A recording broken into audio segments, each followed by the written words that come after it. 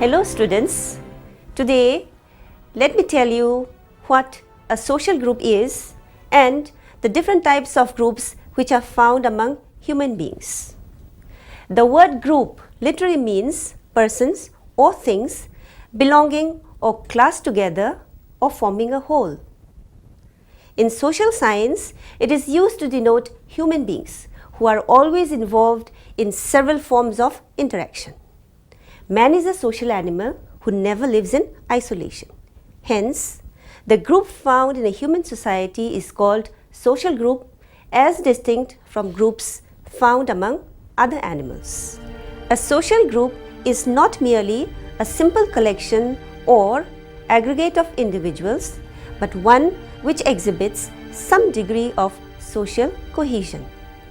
It, therefore, is any collection of human beings who are brought into social relationships having some degree of reciprocity and some measure of mutual awareness between those related. It is a plurality of persons who have a common identity, some feeling of unity, certain common goals and shared norms, and who recognize themselves as a distinct social unit.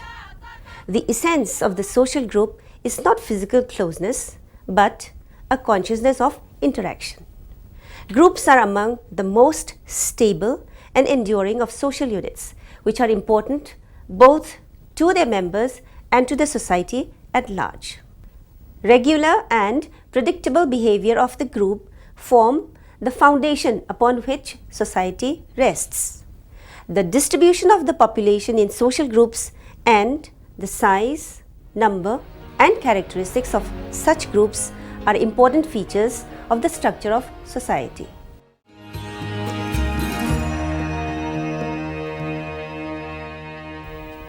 To define social group is not an easy task. Different definitions have been given by different scholars. But for your benefit, I take up only two definitions, one given by McIver and the other by Bottomore. First, let me quote McIver. Quote, "By group we mean any collection of human beings who are brought into social relationships with one another." Unquote. According to Bottomore, quote, "A social group is an aggregate of individuals in which definite relations exist between the individuals comprising it, and each individual is conscious of the group itself and its symbols." Unquote. Social groups are different from social classes, but similar to social categories as members are aware that they share something in common and are in interaction with one another. There is a we feeling among the members which help them to develop a sense of collectivism.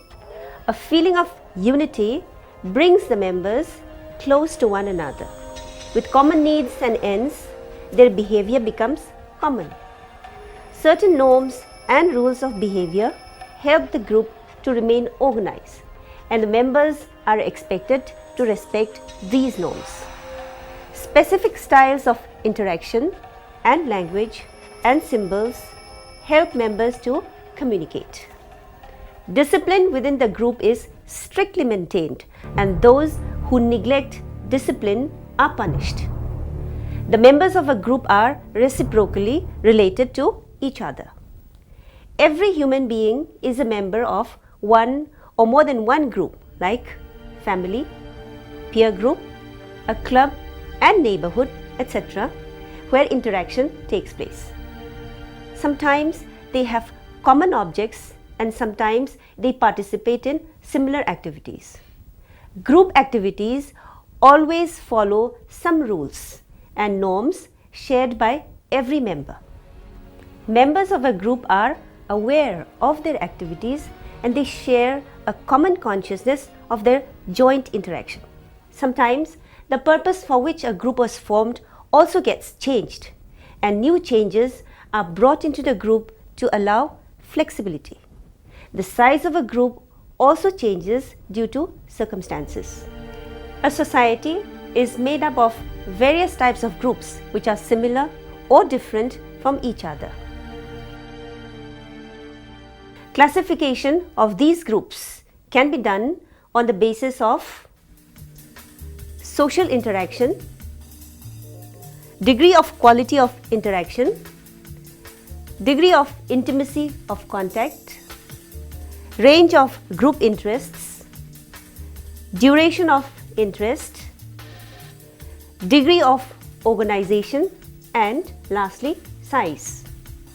Groups range from highly developed organizations as the modern factory to a largely unorganized temporary crowd and permanent class. In the classification of human groups, one of the broadest and most fundamental distinctions is that between small and intimate groups on the one hand and large and impersonal groups on the other. In this module, I shall discuss Cooley's classification as his classification of groups into primary, secondary and tertiary on the basis of the degree of intimacy of contact is one of the most widely utilized concepts of sociological groups. Let us first look at the primary group. The primary group is the nucleus of all social organizations. It is a small group in which a small number of persons come into direct contact with one another. They meet face to face for mutual help, companionship and discussion of common questions. In the words of C.H. Cooley, quote, "By primary, I mean those characterized by intimate face-to-face association and cooperation. These are primary in several senses, but chiefly in that they are fundamental in framing the social nature and ideals of the individual." Unquote. He goes on to say that the development of this common group identity lead the members of the primary group to naturally identify themselves as we or us. The essential characteristics of a primary group are intimate feelings and close identification. Intimacy of relationship depends upon certain factors such as physical proximity, small size, stability, similarity of background, limited self-interest, and intensity of shared interests.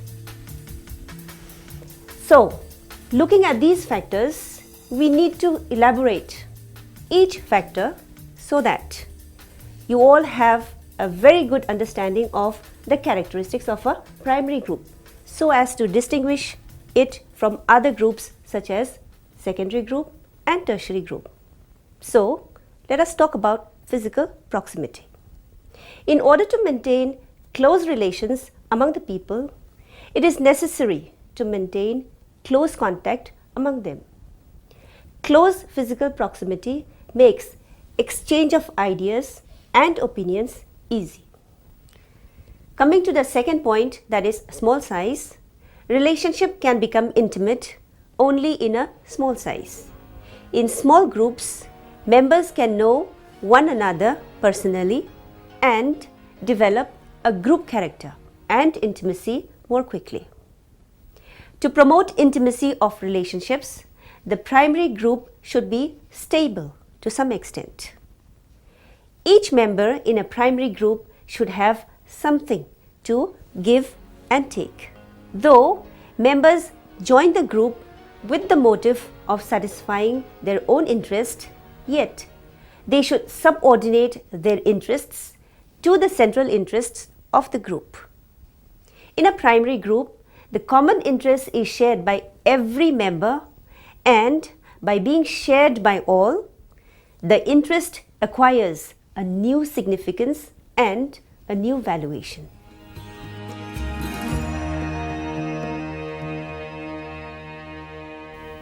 I shall now discuss what the secondary group is. A secondary group is one which is large in size, where human contacts become superficial and undefined. The relations of the members are limited in scope and arrived at by trial and error, and in terms of self-interest calculations of the members. A member exerts only indirect influence over the other. He knows personally only a very few of the other members and functions as one among almost countless members. His cooperation with his fellow workers is indirect and very seldom comes face to face with them. He communicates with them by such indirect means as the written word. According to Ogburn, quote, the groups which provide experience lacking in intimacy are called secondary groups, unquote. According to Davis, quote, secondary groups can be roughly defined as the opposite of everything already said about primary group, unquote. The main characteristics of secondary groups are formal and impersonal relations, large in size, option of membership, active and inactive members, indirect relations, formal rules, status of individuals, and goal-oriented. The relations of members do not exercise influence over others. There is no face-to-face interaction and the relations are casual.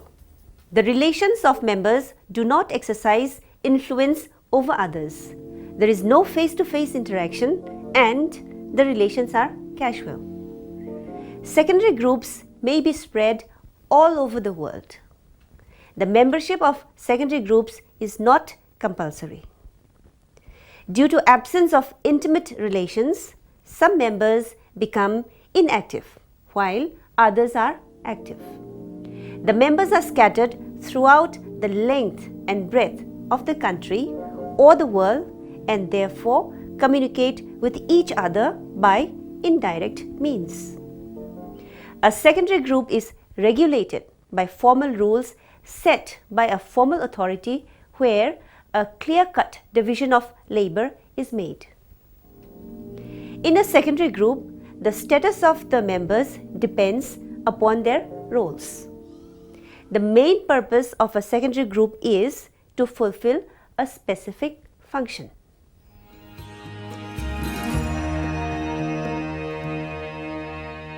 Now, let me tell you about the third group, that is the tertiary group. Any group accepted as model or guide for shaping one's attitude, behavior and evaluations is called a tertiary group or reference group. These groups comprise many groups having similar characteristics and the contact or interaction is only notional in character. For members of a particular group, another group is a tertiary group if any of the following circumstances prevail. First, when members of the first group aspire membership in a second group, the second group becomes the tertiary group. Second, when members of the first group strive to be like members of the second group. Third, when the members of the first group derive some satisfaction from being unlike the members of the second group in some respect and even strive to maintain the difference between themselves and the members of the second group. Fourth, when, without necessarily striving to be like or unlike or to belong to the second group, the members of the first group appraise their own group or themselves by using the second group or its members as a standard for comparison. Of the three groups discussed just now, primary group and secondary group very often come into association with one another. So it is essential to differentiate between them so that one can easily distinguish when we see a group, either it is primary or secondary.